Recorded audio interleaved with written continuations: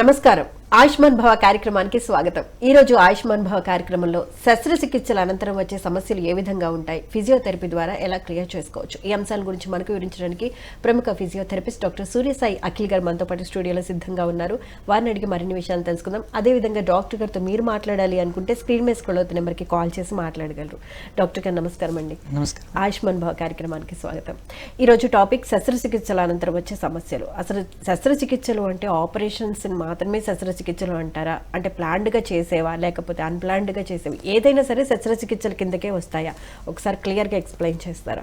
Any surgery అంటే ఇప్పుడు ఒక ప్లాన్డ్ అన్ప్లాన్డ్ అని ఏమి ఉండదండి. ఇప్పుడు అంటే కొంతమందికి ఎమర్జెన్సీ డిపార్ట్మెంట్లోకి వెళ్తారు, ఏదైనా ప్రాబ్లం వచ్చిందని వాళ్ళకి ఆపరేషన్ చేయాలన్నారు అనుకోండి, శస్త్రచికిత్స కదా. అలాగే ఎమర్జెన్సీలోకి వెళ్ళినా అంటే వాటెవర్ ఏది కూడా చెప్పి రావు కదా. కొన్ని ఎలా ఉంటాయి అంటే ఏజ్ రీత్యా ఉంటాయి. మోకాలు మార్పిళ్ళు కానివ్వండి, తుట్టికి సంబంధించినవి లేదా కింద పడి ఇరిగినాయి, వీటికి కొన్ని శస్త్రచికిత్సలు డిఫరెంట్గా ఉంటాయి. ఎముకలకు సంబంధించినవి వేరు, ఆర్గాన్కి సంబంధించినవి వేరు. ఎముకలకు సంబంధించినవి ఎప్పుడూ కూడా మీ ఎముకలు ఇరిగినప్పుడు దానికి ఇరిగిన ప్రభావాన్ని బట్టి, అంటే మాకు ఇప్పుడు టైప్స్ ఆఫ్ ఫ్రాక్చర్స్ అని ఉంటాయి. అంటే ఈ విరిగిన వాటిని రకరకాలుగా పరిగణిస్తాం అన్నమాట. ఒక చెయ్యి తీసుకుందాం ఎగ్జాంపుల్. ఒక చెయ్యి మధ్యలో విరిగిందంటే ఒకలా చూస్తాం, చెయ్యి భాగంలో పైన విరిగితే ఒక భాగం, కింద విరిగితే ఒకలాగా, విరిగిన వాటిలో మళ్ళీ ముక్కలుగా విరిగితే ఒకలాగా, ఒకే ముక్క కింద విరిగితే ఒకలాగా, లేదు 2-3 రకాలుగా విరిగి ఉంటే ఒకలాగా, విరిగి బయటికి వచ్చేస్తే ఒకలాగా, విరిగి లోపలే ఉంటే ఒకలాగా, ఇలాగ రకరకాలు ఉంటాయి ఎముకలవి.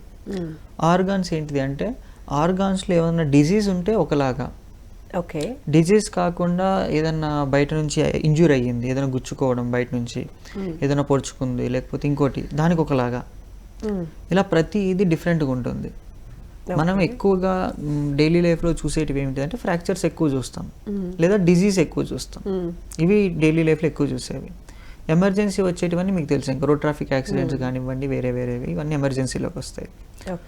కామన్గా జరిగేవి మాత్రం ఏంటిదంటే కింద పడి విరిగినప్పుడు ఏదన్నా లిగమెంట్ ఇంజురీస్ కానివ్వండి, ఏదైనా నరం ఉత్తుకుపోవడము, లేకపోతే నరం తెగిపోవడము, ఇట్లా కొన్ని జరుగుతూ ఉంటాయి. సో ఇవి ఏంటిది అంటే మనం ఓపెన్ చేసి ఎప్పుడు కూడా కట్ చేసి, స్కిన్ కట్ చేసి ఓపెన్ చేసి లోపల ఏదైనా ప్లేటో రాడ్డో లేకపోతే అక్కడ ఏదైనా డిజీజ్ ఉంటే దాన్ని క్లియర్ చేయడము, ఇన్ఫెక్షన్ ఉంటే క్లియర్ చేయడము, ఇలా ఏదన్నా చేస్తే శస్త్రచికిత్స కింద పరిగణించుకోవాలి మీరు. ఓకే, మరి ప్రతి శస్త్రచికిత్స అనంతరం ఫిజియోథెరపీ అనేది మస్ట్ అండ్ షుడ్గా చేయించుకోవాలా? అంటే ఇక్కడ డిపెండ్ అయిపోతుందండి. మళ్ళీ కొన్ని ప్రదేశాలు అంటే 90% వాటికైతే అవసరం. ఓకే, కొన్ని ప్రదేశాల్లో అవసరం ఉండదు. అంటే ఎగ్జాంపుల్ చెప్తాను, 100% కూడా నేను చెప్పొచ్చు మీకు. కొన్ని సందర్భాలు ఎలా ఉంటుందంటే ఆపరేషన్ తర్వాత ఫిజియోథెరపీ ఇమీడియట్గా చేయలేము.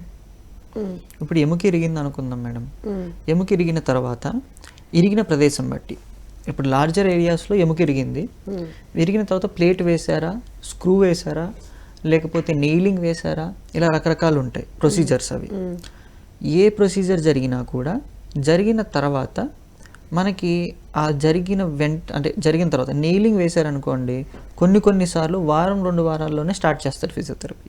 ఓకే, స్క్రూ ప్లేటింగ్ ఉందనుకోండి, అది కూడా 1-2 వారాల్లో స్టార్ట్ చేస్తారు. లేదు ఏదన్నా ఏమంటారు స్కే వైర్స్ అని కొన్ని రకాల ప్రొసీజర్స్ ఉంటాయి. అలాంటివి ఏమన్నా చేసినప్పుడు ఏం చేస్తారు అంటే 4 weeks 6 weeks స్లాబ్ వేసి ఉంచుతారు. ఓకే, ఎందుకు అంటే ఒక ఎముక అదకడానికి మినిమం టైం ఫ్రేమ్ అనేది ఉంటుంది సైంటిఫిక్గా. నార్మల్గా ఏ ఎముకైనా సరే విరిగిన చోట నుంచి జరగకుండా అది అక్కడే ఉండి, అది అలాగే స్టేబుల్గా ఉండి జరిగిపోకుండా ఉంటే ఒక 4 వారాల పాటు, అంటే అది అతుక్కోవడానికి సిద్ధంగా ఉంది అని అర్థం. ఓకే, 6 వారాలు దాటిన తర్వాత దానికి కాల్షియం అనేది వచ్చి డిపాజిట్ అవ్వడం స్టార్ట్ అవుతుంది.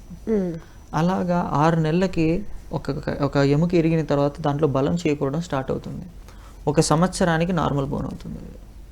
ఓకే, ఎలాంటి కాంప్లికేషన్స్ లేకుండా నార్మల్ హీలింగ్ ప్రాసెస్ ఇది. ఒక మనిషి షుగర్ ఉంది, లేదా ఒక మనిషికి బీపీ ఉంది, లేదా ఒక మనిషికి థైరాయిడ్ ఉంది, లేకపోతే ఇవన్నీ మల్టిపుల్ కాంప్లికేషన్స్ ఉన్నాయి. ఈ సంవత్సరంన్నర అవ్వచ్చు, 2 సంవత్సరాలు కూడా అవ్వచ్చు. Okay, it depends. మళ్ళీ ఏజ్తో సంబంధం లేదు. ఎప్పుడు కూడా ఏజ్ కంటే కూడా మన ఒంట్లో ఉండే డిసీజెస్ కూడా ఇంపార్టెంట్. ఏజ్ ఒక్క ఫ్యాక్టర్ మాత్రమే, ఏజ్ ఒక్క ఫ్యాక్టరే. కానీ ఏజ్కి మించిన ఫ్యాక్టర్స్ ఏంటిదంటే మల్టిపుల్ డిసీజెస్ అనేవి బాడీలో ఉండకూడదు. ఓకే, దానివల్ల ఏమవుతుంది అంటే ఈ హీలింగ్ ప్రాసెస్ అనేది స్లో అవుతుంది. సో ఫిజియోథెరపీ పార్ట్ వచ్చేటప్పటికి ఇప్పుడు ఎముకలు ఇరిగాయి అనుకోండి, ఒక రకమైన ట్రీట్మెంట్స్ ఉంటాయి. ఆర్గాన్స్కి సంబంధించింది ఏమైనా అయిందనుకోండి, లైక్ లంగ్స్కి కానివ్వండి, హార్ట్ రిలేటెడ్ కానివ్వండి, డయాఫ్రమ్కి సంబంధించినవి కానీ, పొట్టకు సంబంధించినవి కానీ, అలా ఏమన్నా జరిగితే అది డిఫరెంట్గా ఉంటాయి మళ్ళీ. ఓకే. సో ఒక్కొక్క దానికి ఒక్కొక్క ప్రోటోకాల్, ఒక్కొక్క వే ఆఫ్ ట్రీట్మెంట్ ఉంటుందండి. అంటే మామూలుగా ఆపరేషన్ జరిగిన తర్వాత బాడీ అనేది పెయిన్స్తో కూడి ఉంటుంది, ఏ ఆపరేషన్ జరిగినా సరే. మళ్ళీ ఫిజియోథెరపీ అంటే ఇది కూడా పెయిన్నే క్రియేట్ చేస్తుంది కదా. అంటే ఫిజియోథెరపీలో ఇది ఎలా ఉంటుంది అంటే దేర్ ఈజ్ ప్రాసెస్ అని చెప్పాను మీకు చాలాసార్లు చెప్పాను. మన దగ్గర పెయిన్ రిలీవింగ్ మొడాలిటీస్ కూడా ఉంటాయి. ఇప్పుడు మీరు పెయిన్తో సఫర్ అవుతున్నారండి, మీకు డాక్టర్ గారు పెయిన్ కిల్లర్స్ ఇస్తారు. ఆ పెయిన్ కిల్లర్స్తో పెయిన్ సిమ్టమ్స్ సబ్సైడ్ అవుతాయి, అంతే కదా.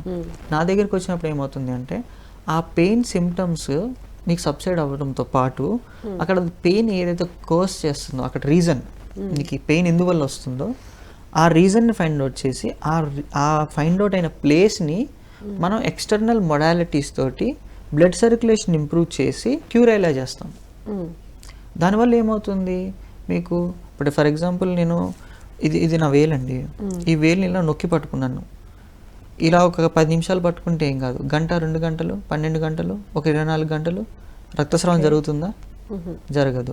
ఇదంతా ఏమవుతుంది, మొద్దు బారిపోయి నల్లగా మారిపోతుంది. అదే ఇప్పుడు నేను ఇలా వదిలిస్తే ఏమవుతుంది, బ్లడ్ సర్క్యులేషన్ జరుగుతుంది, నార్మల్గానే ఉంది. అలాగా నొప్పున్న ప్రతి ప్రదేశంలో ఏమవుతుందంటే ఏదో అక్కడ ఇలాంటి ప్రభావం ఉంటుంది. ఇప్పుడు నేను నొక్కితే ఎలాంటి ప్రభావం ఉంటుందో అలాంటి ప్రభావం ఉంటుంది అన్నమాట నొప్పున్న ప్రతి చోట. ఓకే. ఇప్పుడు నేను ఏం చేశాను, నేను వదిలేశాను. అలాగా ఆ ప్రదేశంలో ఆ కండ కానివ్వండి, ఆ ఎముకకు సంబంధించింది కానివ్వండి, ఆ రిలీఫ్ రావాలి. ఆ రిలీఫ్ రావాలి అంటే ఏంటిది, మనం ఎక్స్టర్నల్గా ఏదో ఒకటి చేయాలి దాన్ని. ఓకే. యూజువల్గా మనం చేసేది ఏంటిది అంటే మొబిలైజేషన్స్ అంటన్నమాట. మొబిలైజేషన్స్ అంటే ఒక కండరం టైట్ అయిపోయింది ఆపరేషన్ తర్వాత, బాగా బిగుసుకుపోయింది, ఎలా వదిలేస్తాం దాన్ని, స్ట్రెచ్ చేయాలి. ఎంతవరకు స్ట్రెచ్ చేయాలనేది ఒక ఫిజియోథెరపిస్ట్కి ఒక ఐడియా ఉంటుంది. ఎక్కువ స్ట్రెచ్ చేస్తే చిరిగిపోతుంది, అలాగే స్ట్రెచ్ చేయకపోతే అది రాదు. సో దానికి ఒక లిమిటెడ్ రేంజ్ ఆఫ్ మోషన్, అంటే లిమిటెడ్గా ఎంతవరకు చెయ్యాలి, ఎంతవరకు వంచాలి, ఎలా చెయ్యాలి, ఆ పెయిన్ బేరింగ్ కెపాసిటీ. ఇప్పుడు ప్రతి మనిషికి పెయిన్ అనేది డిఫరెంట్ అండి. నేను ఒకలాగా ఉంటుంది పెయిన్, మీకు ఒకలాగా ఉంటుంది పెయిన్, ఇంకొక మనిషికి ఇంకోలా ఉంటుంది. సో పెయిన్ ఎప్పుడు కూడా పర్సన్ టు పర్సన్ వేరీ అయినప్పుడు నా దగ్గరకు వచ్చే చాలామంది పేషెంట్లలో 50% మంది పెయిన్ సెన్సిటివ్గా ఉంటారు. 50% మందిలో 30% మంది 20% మంది పెయిన్ బేర్ చేస్తారు. ఈ ఇంకా 20-30% మనం కౌన్సిల్ చేసుకొని, మనం ఎడ్యుకేట్ చేసుకొని, మనం వాళ్ళకి మోటివేట్ చేస్తూ ఉంటే కొంతమంది యాక్సెప్ట్ చేస్తారు. 50% మీరు ఎంత మోటివేట్ చేయండి, ఎంత మీరు ఏమన్నా చేయండి, వాళ్ళు చేయరు. మనం వెళ్ళి మనం చేస్తేనే చేయించుకుంటారు, లేదంటే చేయరు ఇంకా వాళ్ళు.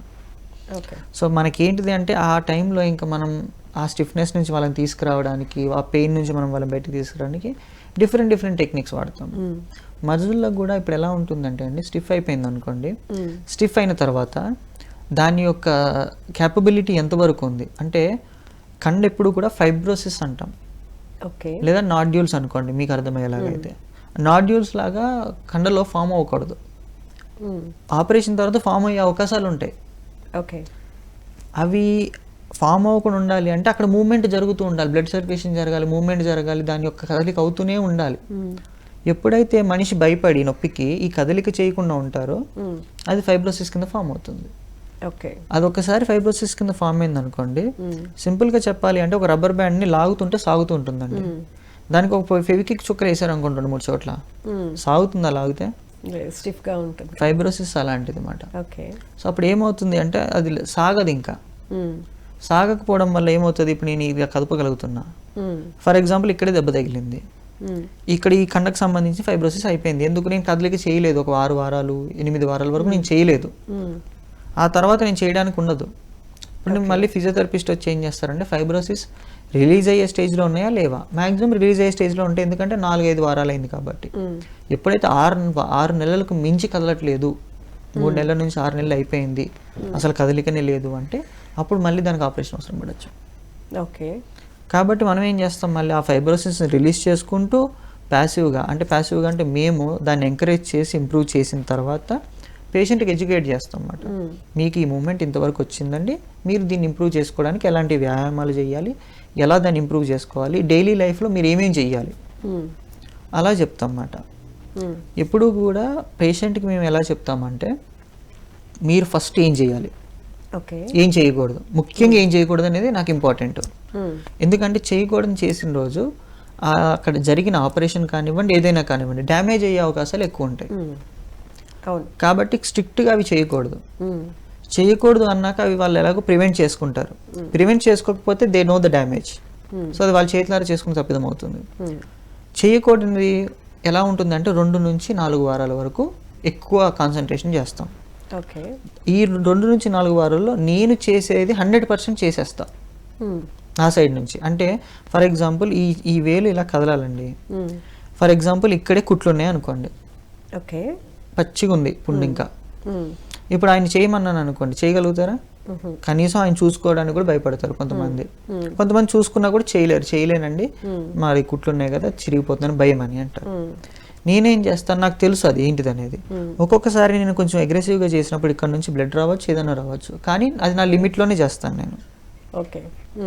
ఎందుకంటే నాకు ఆ నాలెడ్జ్ మీదనే చేయగలుగుతాను. చెయ్యకపోతే ఏమవుతుంది, రాదు.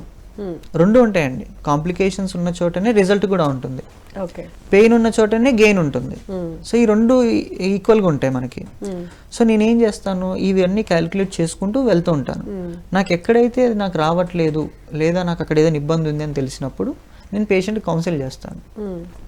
ఈలోపు నేను వాళ్ళకి చెప్పేది ఏంటి, ఎగ్జాంపుల్ ఇప్పుడు ఇక్కడే కుట్లు ఉన్నాయి, ఇక్కడే దెబ్బ తగిలింది, బరువులు ఎత్తద్దు, బరువు పనులు చేయొద్దు, దీంతో ఏది లాగద్దు, మీరు చేయాల్సిందల్లా ఏంటిదంటే వీలైనప్పుడల్లా కదుపుకుంటూ కూర్చోవడం అంతే, జస్ట్ మూమెంట్ ఇవ్వాలి అంతే, ఇంత మించి ఏం చేయొద్దు అంటాను.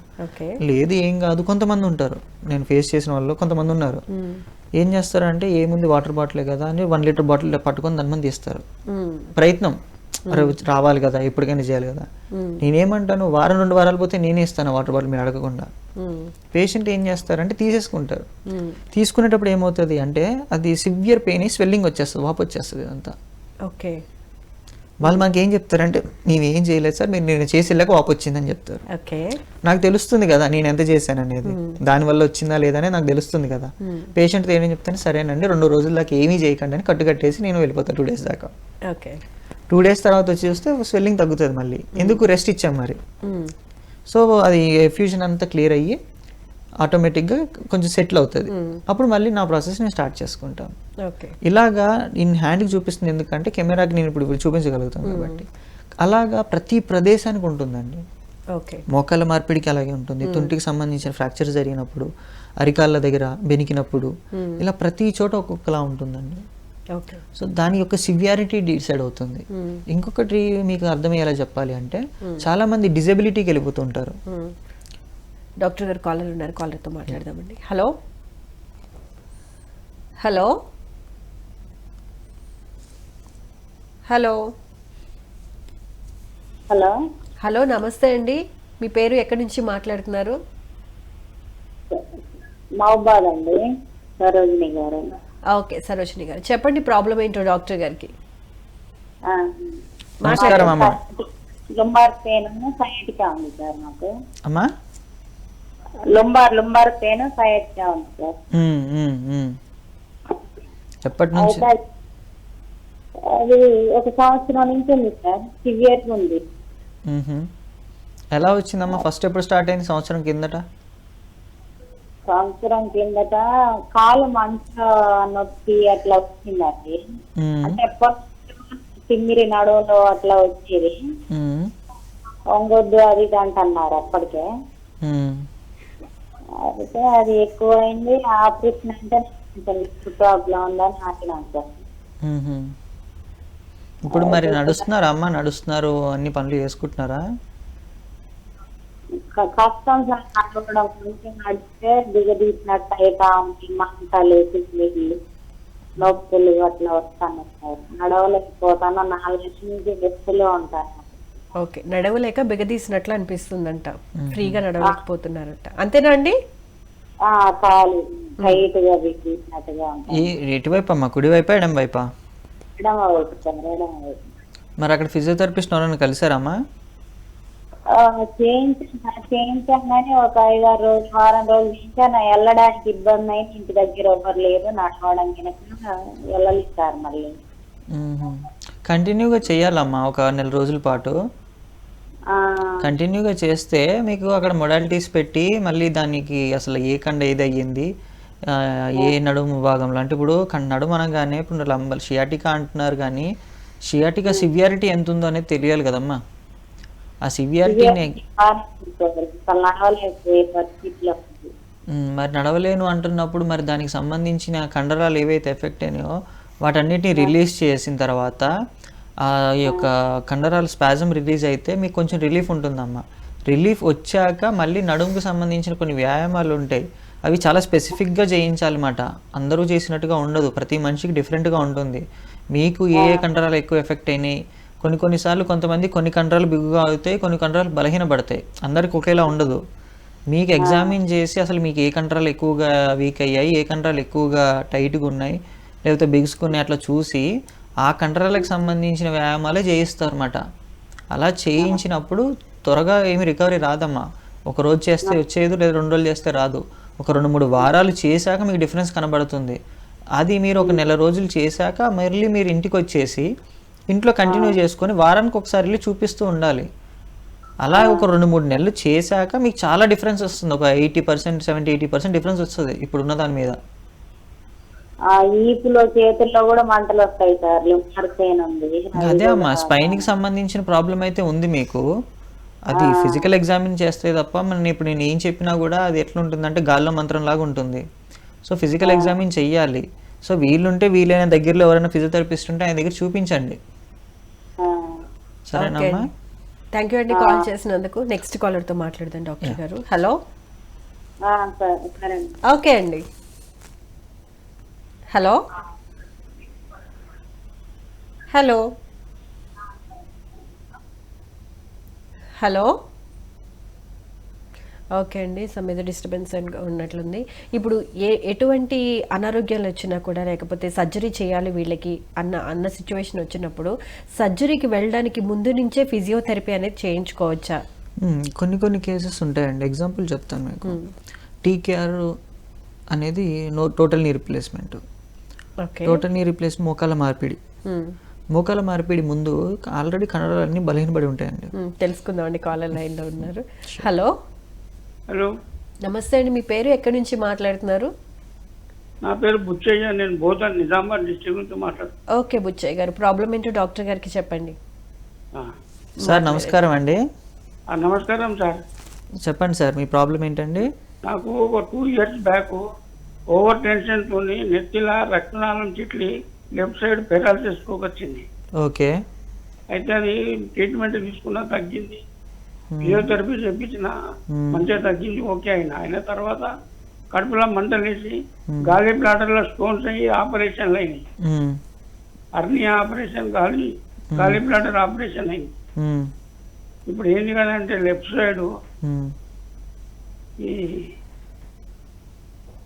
వెళ్ళకిలా పండుకుంటే నడుముని వస్తుంది, లెఫ్ట్ సైడ్ పండుకుంటే నేను వస్తుంది. నడుము నొప్పి, కింద కూర్చోలేను, కింద కూర్చుంటే లేవలేను. అంటే సార్ మీకు నడుము నొప్పి అంటున్నారా, మోకాలు నొప్పులు అంటున్నారా? మోకాలు లేవు సార్, మోకాలు ఇప్పుడు ఒకసారి వస్తాయి. పొద్దుగాల సాయంత్రం వాకింగ్ చేస్తా, ఎప్పుడన్నా వస్తాయి, అట్లేం లేదు. కానీ మళ్ళీ టెస్ట్ చేయించిరా సార్? మళ్ళీ మీరు ఇప్పుడు గాల్ బ్లాడర్ స్టోన్స్ అన్నారు కదా, అవన్నీ క్లియర్ అయిపోయింది, అంతా బాగానే ఉందంట? బాగానే ఉంది. ఒకసారి మరి ఎక్స్రే తీసుకొని ఒక ఆర్థోపెడిషన్ కలవండి. ఎందుకంటే నడుము నొప్పి అంటున్నారు, డిస్క్కి సంబంధించిన ఏమైనా ప్రాబ్లం వచ్చిందేమో మళ్ళీ, బలహీనత వల్ల, కండరాల్లో పట్టు లేకపోవడం వల్ల, ఈ వయసు ప్రభావం వల్ల. అప్పుడు పెరాలసిస్ వచ్చినప్పుడు హాస్పిటల్, యశోద హాస్పిటల్ చూపెట్టినా కదా, అప్పుడు డాక్టర్ కిరణ్ ధారన్ ఉన్నాడు, ఆయన అడిగినాం నడుము నొప్పి గురించి అడిగితే ఎంఆర్ఐలో ఏం డిఫెక్ట్ కనబడతలేదు, మరి దాని కొరకు ఏం మందులు ఉన్నాయి అని అన్నాడు. ఏమి ఇవ్వలేదు, మందులు ఇవ్వలేదు. మరి ఇంకా అదే సార్ నేను ఇప్పుడు చెప్పింది. అయితే ఇక డిస్క్ బల్జులు లేవు అన్నప్పుడు కండరాల బలహీనత అండి, ఇంకేముంటుంది? డిస్క్ ప్రాబ్లమ్స్ లేవు, ఏమీ లేవు అన్నప్పుడు మీకు నొప్పి ఉంది అంటే కండరాల బలహీనత వల్ల అయి ఉంటుంది. ఆ కండరాలు కొన్ని వ్యాయామాలు ఉంటాయి, చిన్న చిన్న వ్యాయామాలు. ఫిజియోథెరపీ మీరు ఇంతకుముందు చేయించుకోరు కాబట్టి అదే ఫిజియోథెరపిస్ట్ని నాకు నడుము నొప్పి ఉందయ్యా, నాకు నడుము నొప్పికి ఏదైనా వ్యాయామాలు చెప్పండి, కొంచెం ఏమైనా ట్రీట్మెంట్ ఉంటే చేయండి అంటే వాళ్ళు ఒక వారం రోజుల్లో మీకు సొల్యూషన్ చెప్తారు తాతయ్య గారు. ఫిజియోథెరపీ చూపెట్టమంటారా? బెస్ట్, ఫిజియోథెరపీ చూపించండి. చూపిస్తే మీకు చాలా రిలీఫ్ ఉంటుంది దాని తర్వాత. మంచిది. ఓకే అండి. ఒక పని చేయండి బుచ్చయ్య గారు, డాక్టర్ గారి నెంబర్ డిస్ప్లే చేస్తున్నాము, నోట్ చేసుకుని ఒకసారి కాంటాక్ట్ అయ్యి మీ ప్రాబ్లమ్స్ అన్ని క్లియర్ గా ఎక్స్ప్లెయిన్ చేయండి. మంచిగా. Right, thank you so much అండి కాల్ చేసినందుకు. నెక్స్ట్ కాలర్ తో మాట్లాడదామండి. హలో హలో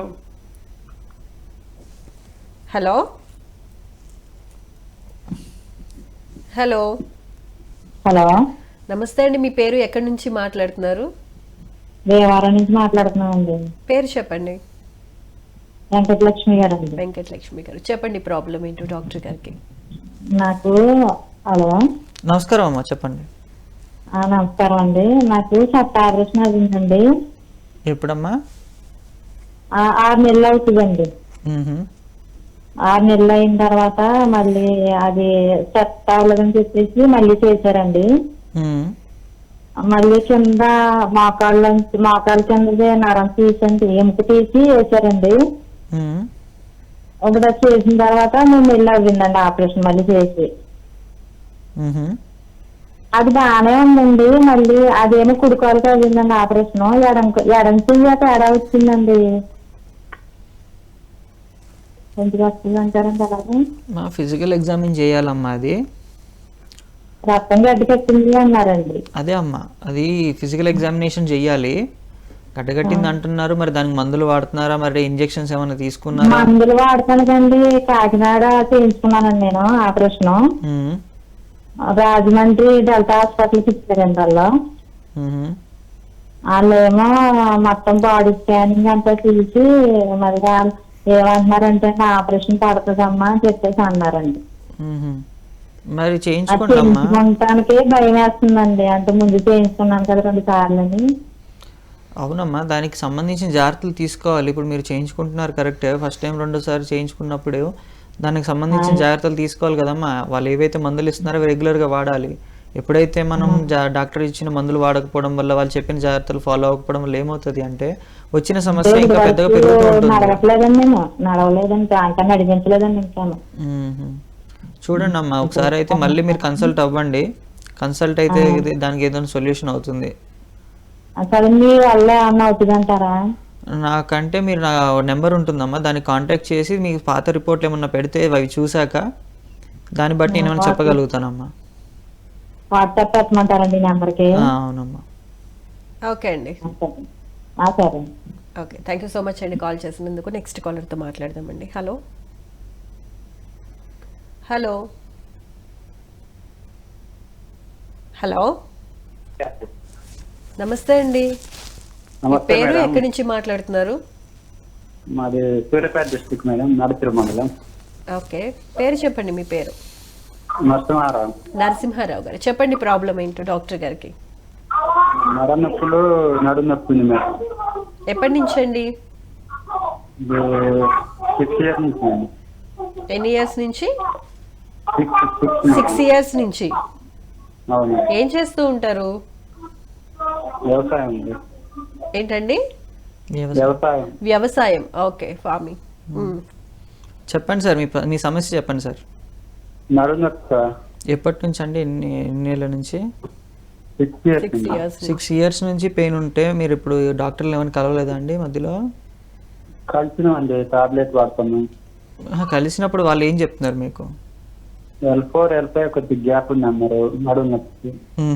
మరి మెడకి ఈ మధ్య వచ్చిందండి, ఒక 3 months నుంచి. మరి నడుముకి అప్పుడు ఏం చేశారు, ఏం పాటించారు దానికి? మందులు వాడుతున్నాం. మందులు వాడితే నొప్పి తగ్గుతుంది, లోపల కండరాలకి వాటికి ఎలాగ మరి? అటువంటిది ఏమీ చెప్పలేదండి, మందులు వాడుతున్నాం. లేదండి, అక్కడ ఎవరైనా ఫిజియోథెరపిస్ట్ ఉంటే ఒకసారి పిలిపించి ఆ L4, L5 మీ పాత రిపోర్ట్లు ఏవైతే ఉన్నాయో ఎప్పుడు లాస్ట్ టైం ఎప్పుడు చేయించారు మీరు? ఒకసారి అవి చూపించండి. అవి చూపించాక ఫిజికల్ ఎగ్జామినేషన్ చేయిస్తే కొన్ని స్పెషల్ టెస్ట్స్ అన్నీ ఉంటాయండి. ఆ స్పెషల్ టెస్టులు చేసి చూస్తారన్నమాట. ఆ సివియారిటీ ఏంటిది, పాజిటివ్ ఉందా, నెగిటివ్ ఉందా, అసలు ఆ కండిషన్ ఏంటి అన్ని చూసిన తర్వాత దానికి సంబంధించిన వ్యాయామాలు చెప్పడమా, లేకపోతే మిషనరీ పెట్టడమా, లేదు రెండో కాదు మళ్ళీ డాక్టర్ని ఖచ్చితంగా కన్సల్ట్ అవ్వాల్సిన అవసరం ఉందా ఏంటిది అనేది మీకు ఒక క్లారిటీ ఇస్తారు. దాన్ని బట్టి మీరు ముందుకెళ్ళండి. మంచి ఫిజియోథెరపిస్ట్ని చూసుకోండి సార్. రైట్, డన్ అండి. Right, thank you so much. Doctor గారి నెంబర్ డిస్ప్లే అవుతోందండి, ఒకసారి నోట్ చేసుకుని అపాయింట్మెంట్ తీసుకోండి. Okay madam, thank you. Okay, thank you అండి కాల్ చేసినందుకు. డాక్టర్ గారు, అంటే ఆపరేషన్స్కి ముందు ఫిజియోథెరపీ చేయించుకుంటే మంచిది? అదే టీకేఆర్ లాంటి కండిషన్స్ అనుకోండి ప్రీ ప్లాన్డ్ ఆపరేషన్స్ అండి. ప్రీ ప్లాన్డ్ ఆపరేషన్స్కి మాత్రమే మనం ఫిజియోథెరపీ సజెస్ట్ చేయగలుగుతాం. అది కూడా ఎందుకోసము అంటే, ఇప్పుడు ఎగ్జాంపుల్ చెప్తాను మీకు. ఒక మనిషికి చిన్న లిగమెంట్ ఇంజరీ జరిగిందండి, నా ఎక్స్పీరియన్స్ చెప్తున్నాను నేను. సమ్ ఎక్స్ పర్సన్కి ఒక చిన్న లిగమెంట్ ఇంజరీ జరిగింది చేతికి ఇంజరీ జరిగిన తర్వాత ఒక డాక్టర్ దగ్గరికి వచ్చి చూపించుకున్నారు. ఆ డాక్టర్ ఏం చెప్పారు అంటే, ఈ చేతికి ఆపరేషన్ కాదమ్మా, పట్టి ఉండాలి, పట్టి ఉంటే నీకు సెట్ అయిపోతుందని ఒక డాక్టర్ చెప్పారు. ఓకే. అయితే ఆయన ఏం చేశారు, ఆ పట్టి వేయించుకోకుండా ఇంకో డాక్టర్ దగ్గరికి వెళ్తే ఇంకొక డాక్టర్ ఏమో సర్జరీ చెప్పారు. ఓకే. ఇంకో డాక్టర్ సర్జరీ చెప్పారు కదా, సర్జరీ అంటే అబ్బాయి భయపడి మళ్ళీ ఏం చేశాడు, వెళ్ళి మళ్ళీ పట్టి వేయించుకుంటాను పట్టి వేయించుకున్నాడు. పట్టి వేయించుకొని ఒక 4 వారాల దాకా పట్టీలోనే ఉంది. పట్టీలో ఉండే కొద్దీ నొప్పి పెరుగుతూ వచ్చింది. ఓకే. నార్మల్గా పెయిన్ తగ్గాలి లేదా పెయిన్ అలాగే ఉండాలి, పెరగకూడదు. పెరిగింది. పెరిగితే 4 వారాల తర్వాత అంటే డాక్టర్ గారు ఏమన్నారంటే, నార్మల్గా కొంతమంది డాక్టర్లు ఎలా ఉంటారంటే తగ్గుతుందేమో దానివల్ల నొప్పి వస్తుందేమో అని అనుకుంటారు, కానీ కావాలని హార్మ్ఫుల్ చేయరు కదా.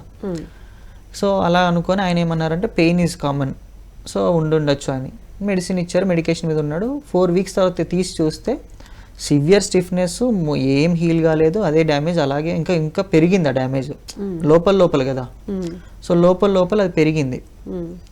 పెరిగితే మళ్ళీ ఆపరేషన్ చేయడానికి వచ్చారు. ఇప్పుడు ఇంకో డాక్టర్ దగ్గరికి, మళ్ళీ ఫస్ట్ సర్జరీ చెప్పారు కదా, ఆ డాక్టర్ దగ్గరికి వచ్చారు. వస్తే ఆ డాక్టర్ చూసి, నేను అప్పుడే సర్జరీ చెప్పాను కదా, మీరు ఎందుకు చేయించుకోలేదు అంటే, లేదండి సర్జరీ కాకుండా అవుతుందని చెప్తే పట్టి వేయించుకున్నాం అన్నారు. తీరా చూస్తే ఈ చెయ్యి కదలట్లేదు, మొత్తం బిగుసుకుపోయి లోపల పెయిన్ పెరిగిపోయి, ఈ వేలుని ఇలా అంటే చాలు జస్ట్ ఇలా ఏడుస్తాడు ఇంకా. ఇప్పుడు ఇలాంటి పరిస్థితుల్లో ఆపరేషన్ చేసి మళ్ళీ ఇంకో 6 వారాలు పట్టి వేయాలనుకోండి, పరిస్థితి ఏంటి? చేయలేం కదా. ఇప్పుడు ఆపరేషన్ సూటబుల్ కాదు అది. సో అలాంటి కొన్ని కేసెస్కి ఫిజియోథెరపీ అవసరం. అప్పుడు మేమేం చేస్తామంటే, కొంచెం మూవ్మెంట్ వచ్చేలా చేసి హ్యాండ్ని ఫ్రీ చేస్తే సర్జరీకి అది కొంచెం వెసులుబాటుగా అవుతుంది. ఎందుకంటే సర్జరీ అంటేనే స్టిచెస్, కట్టింగ్స్, ఓపెనింగ్స్ ఉంటాయి. అలాంటప్పుడు ఇంకా స్టిఫ్నెస్ పెరుగుతుంది కానీ తగ్గదు. సో ఆల్రెడీ ఆయన కాంప్లికేషన్స్లో ఉన్నారు. ఆ కాంప్లికేషన్స్ తర్వాత మళ్ళీ ఈ complications plus surgery. So obviously మళ్ళీ నెక్స్ట్ 6 వీక్స్ మళ్ళీ స్లాబ్ ఉండాలి. ఎందుకంటే సర్జరీ జరిగిన తర్వాత హీల్ అవ్వాలిగా. హీలింగ్ ప్రాసెస్ ఒక టైం ఫ్రేమ్ చెప్పుకుని, నాకు 4 వీక్స్, 6 వీక్స్, 8 వీక్స్, 12 వీక్స్, అట్లా 16 అట్లా వీక్స్ ఉంటాయి. 6 వీక్స్ పట్టి ఉంటుంది, ఇంకా స్టిఫ్ అయిపోతుంది కదా. సో అప్పుడు ఏం చేస్తారు అంటే, ఫస్ట్ మేము రిలీజ్ చేసి కొంచెం బాగా మూమెంట్ కొంచెం ఇంప్రూవ్మెంట్ ఇచ్చి అప్పుడు సర్జరీకి రెడీ అవుతారు. సర్జరీ అయిన తర్వాత మళ్ళీ ఫిజియోథెరపీలో చేస్తాం. ఇది 1 ప్రాసెస్. ఇది ప్రీ ప్లాన్లో వన్ స్టేజ్. ఇంకొకటి ఎలా ఉంటుంది అంటే, ఇప్పుడు ఈ టీకేఆర్స్ లేకపోతే టోటల్ నీ హిప్ రిప్లేస్మెంట్ టైంలో ఏం చేస్తాము అంటే, ముందుగానే దీనికి సంబంధించిన తొడకి సంబంధించిన కండరాలు, నడుముకి సంబంధించిన కండరాలని ట్రైన్ చేస్తాం. దాంట్లో for example grade 2, grade 3 strength ఉందనుకుందాం.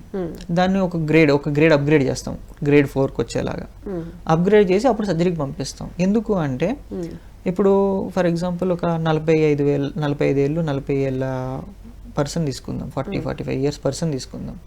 వాళ్ళకి కండరాల్లో ఎక్సర్సైజ్ చేయట్లేదు నార్మల్ పర్సన్. నేను చెప్పేది పర్సన్కి కంపల్సరీ స్ట్రెంత్ తక్కువ ఉంటుంది. సో ఇప్పుడు నేను ఆ స్ట్రెంత్ కొంచెం బిల్డ్ చేసిన తర్వాత సర్జరీకి వెళ్ళారు. సో సర్జరీ అయిన తర్వాత మళ్ళీ నా దగ్గరికి వచ్చినప్పుడు నా వర్క్ ఈజీ అవుతుందా, హార్డ్ అవుతుందా? ఆల్రెడీ చేస్తున్నారు కాబట్టి ఈజీ అవుతుంది, ఫ్లెక్సిబుల్ ఉంటుంది, స్ట్రెంగ్త్ ఉంటుంది. వాళ్ళకి ఆల్రెడీ మైండ్లో స్టోర్ అయి ఉంటుంది ఆ ఫంక్షనాలిటీ ఎలా ఉంది, ఆ మూమెంట్ ఎలా ఉంటుంది, దాని స్ట్రెంగ్త్ పవర్ ఎలా ఉంటుంది అనేది స్టోర్ అయి ఉంది బ్రెయిన్లో. సో నెక్స్ట్ టైం ఈజీగా ఎడ్యుకేట్ అవుతుంది. మీకు అర్థమైంది కదా మ్యామ్? అదే నేను ఫిజియోథెరపీ చేయలేదు అనుకోండి, ముందు ఆపరేషన్ అయితే ఫస్ట్ టైమే చేయిస్తున్నాను, స్టోర్ అవ్వడానికి, రీగెయిన్ అవ్వడానికి కొంచెం ఎక్కువ టైం తీసుకుంటుంది నార్మల్ కంటే కూడా. So that is the difference మాట. కొన్ని కండిషన్స్లో డాక్టర్స్ కూడా చెప్పరు, అంటే ఇమీడియట్గా ఆపరేషన్ ఇప్పుడు సయాటికా లేకపోతే ఇంకో ఏదైనా సంబంధిత సమస్యలు ఉన్నాయనుకోండి ఆపరేషన్ అని అంటారు. ఒకసారి ఫిజియోథెరపీ చేయించండి చూద్దాము అని ఎవరు సజెస్ట్ చేయరు.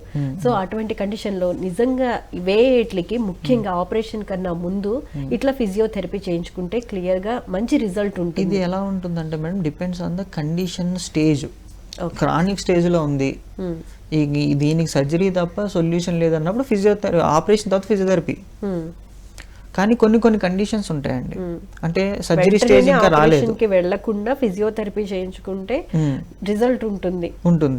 కొన్ని స్టేజెస్ ఉంటాయి, అంటే ఇప్పుడు స్టేజ్ 1, స్టేజ్ 2, స్టేజ్ 3 అనుకుందాం, 4, 5 కూడా ఉంటాయి. Depends on the place of affected area, condition. నేను 3 స్టేజెస్ల గురించి మాట్లాడుకుందాం. స్టేజ్ 1, స్టేజ్ 2 ఉన్నప్పుడు ఖచ్చితంగా ఫిజియోథెరపీ రికమెండ్ చేయాలి. నేను సిటీస్లో నేను ఇక్కడ చూసేదైతే మన మోస్ట్ ఆఫ్ ది డెవలప్డ్ ఏరియాస్లో ఫిజియోథెరపీకి సజెస్ట్ చేస్తున్నారు ఆపరేషన్కి ముందు. కానీ రూరల్ ఏరియాస్కి వెళ్తే, విలేజెస్ సైడ్కి వెళ్తే వాళ్ళు సజెస్ట్ చేయట్లేదు.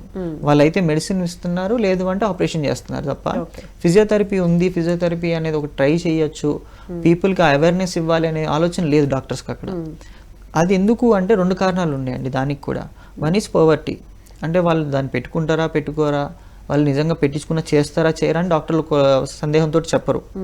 నేనేమంటాను అంటే as a doctor we have to suggest. వాళ్ళు చేయించుకోవడం చేయించుకోకపోవడం, వాళ్ళకి ఫైనాన్షియల్ ఇష్యూస్ ఉండడం ఇంకోటి సెకండరీ.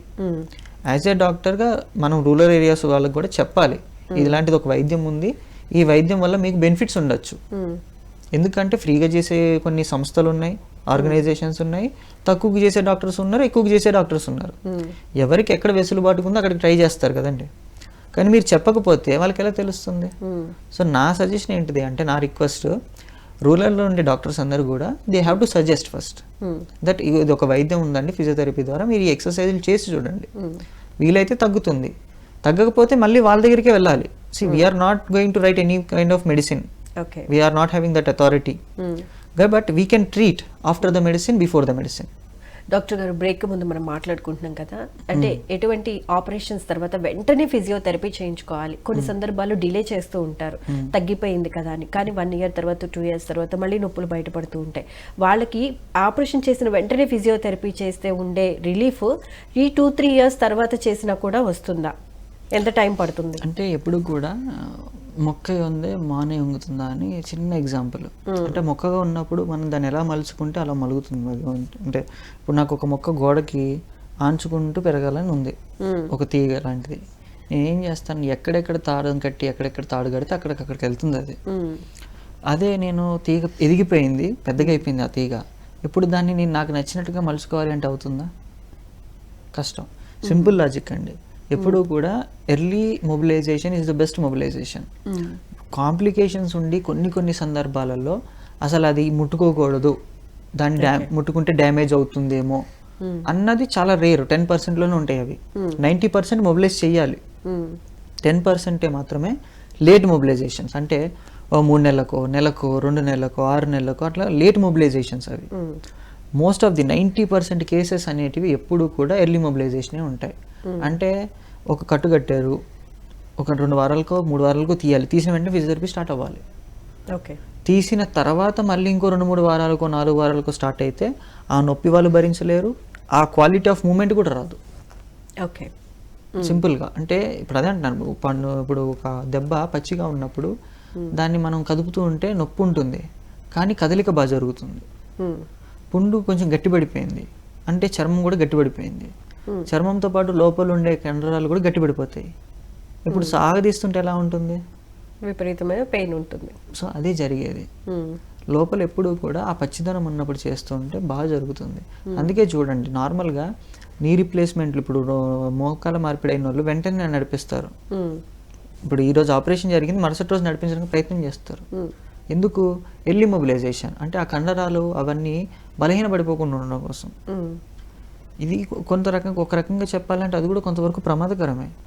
కానీ నడిపిస్తే కదలిక బాగా వస్తుంది, Flexibility మూమెంట్ బాగా ఉంటుంది. వస్తుంది, ఫ్లెక్సిబిలిటీ బాగుంటుంది, స్టెబిలిటీ బాగుంటుంది. సో ఇవన్నీ ప్లస్ పాయింట్స్. సో ఇప్పుడు మోకాళ్ళు రీప్లేస్ చేసుకోవాలి అనుకున్నారు, ఇప్పుడు ఒక 1 month తర్వాత 2 months తర్వాత ప్లాన్డ్ గా ఉన్నారు. సో వాళ్ళు ఫిజియోథెరపీ ఈ 2 months బిఫోర్ నుంచి స్టార్ట్ చేయొచ్చా? అవసరం లేదు, 2 months దాకా అవసరం లేదు, జస్ట్ ఒక 2-3 weeks ఉంటే చాలు, max to max 1 month. Okay, చేయించుకుంటే మంచి 1 result month is more than enough అండి, మంచిగా ప్రాపర్గా చేయించుకుంటే.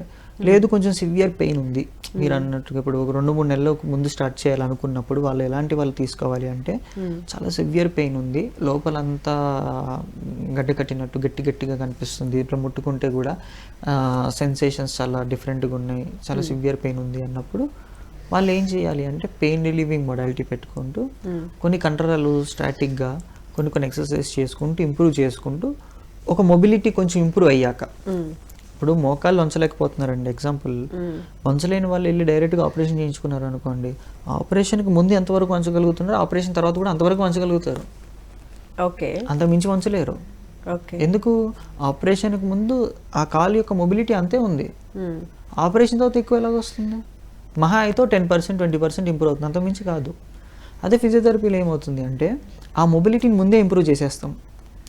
సో ఆపరేషన్కి వెళ్ళే ముందు ఎంత మొబిలిటీ ఉంటుంది, ఫర్ ఎగ్జాంపుల్ ఒక 90% మొబిలిటీ ఉంది, ఆపరేషన్ తర్వాత 80% 90% మొబిలిటీ మెయింటైన్ అవుతుంది, 60% మొబిలిటీ తోటి వెళ్ళారు ఆపరేషన్కి మీరు, 60 to 50% ఉంటుంది మొబిలిటీ. మ్యాక్స్ టు మ్యాక్స్ ఒక ఫిజియోథెరపిస్ట్ ఎక్స్పర్ట్స్ ఉండి కొంచెం ఫోర్స్ఫుల్గా చేస్తే 70కి వస్తుంది, 90కి అయితే రాదు కదా. So logic. మరి ప్రెగ్నెంట్ లేడీస్కి ఈ ఫిజియోథెరపీ, ప్రెగ్నెంట్ వాళ్ళకి మనకి ఎలా ఉంటుందంటే అండి, ఇది పెల్విక్ రిహాబ్ అంటాం మేము, పెల్విక్ రిహాబ్ అనేది 3 రకాలు. 1 వచ్చి ప్రీ ప్రెగ్నెన్సీ, ఒకటి వచ్చి పోస్ట్ ప్రెగ్నెన్సీ. ప్రీ ప్రెగ్నెన్సీ అంటే ప్రెగ్నెన్సీ నిలబడడానికి కొంచెం మనకి కండరాల సపోర్ట్ ఉండాలి ఎప్పుడు కూడా, పెల్విక్ ఫ్లోర్ మజిల్స్ అంటాం, ఈ మజిల్స్ని ట్రైన్ చేయాలి. ఓకే, ట్రైన్ చేశాక వాళ్ళు ప్రెగ్నెంట్ అయ్యారు, ప్రెగ్నెంట్ అయిన తర్వాత కొన్ని ఎక్సర్సైజెస్ ఉంటాయండి, అవి ట్రైన్ చేస్తూ ఉన్నప్పుడు ఏమవుతుంది అంటే బేబీకి ఫ్రీ అవుతూ ఉంటుంది స్పేస్. అంటే ఎగ్జాంపుల్ చెప్తాను, ఆడవాళ్ళకి కొన్ని పొజిషన్స్లో కూర్చున్నప్పుడు ప్రెగ్నెన్సీ టైంలో చాలా రిలీఫ్గా ఉంటుంది కొన్ని పోస్చర్స్లో. సో ఆ పోస్చర్స్లో వాళ్ళని ట్రైన్ చేస్తారు, ఆ పొజిషన్స్లో. ఆ ట్రైనింగ్ అనేది ఒక ఎక్స్పర్టైజ్కే ఉంటుంది. ఓకే, సో ఆ ఎక్స్పర్టీస్ని ఫిజియోథెరపీ ద్వారా వాడుకోవచ్చు మీరు. సో నాకు తెలిసి మాక్సిమం ఏ ఆపరేషన్ జరిగినా ఫిజియోథెరపీ అనేది చాలా హెల్ప్ఫుల్ అవుతుంది బాడీకి, బ్రెయిన్కి కూడా. 90% అండి. రైట్. సైకలాజికల్లీ మీరు చాలా కాన్ఫిడెంట్గా ఉంటారు కూడా.